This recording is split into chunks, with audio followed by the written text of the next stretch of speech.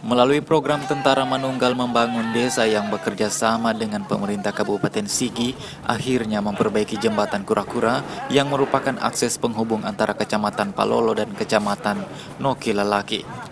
Fasilitas publik yang selama hampir 10 tahun tidak digunakan ditargetkan akan rampung pada akhir bulan Maret ini. Hal itu turut disambut baik oleh masyarakat, sebab selama ini mereka harus menempuh jarak yang jauh untuk menuju ke kecamatan lain maupun kota Palu.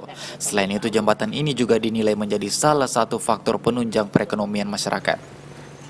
Sehingga warga berharap Pemda dapat lebih sigap dalam menyahuti aspirasi dari masyarakat. Sudah berapa lama rusak jembatan? Jalan 7 tahun. 7 tahun sudah.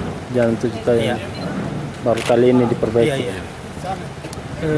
Pak, bisa dijelaskan seberapa penting jembatan ini sehingga harus diperbaiki? Kalau menurut saya penting sekali, Pak. Karena ini jalan penghubung.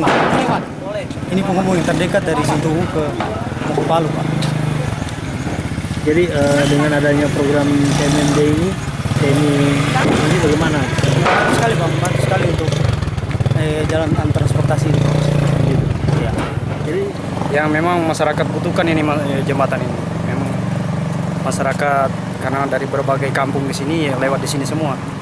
Ya, jadi masyarakat di sini memang butuh ini jembatan ini.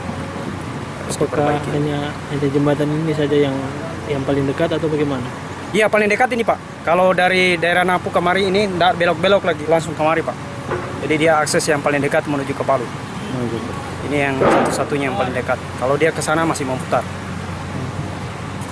Tim Liputan Radar TV Palu.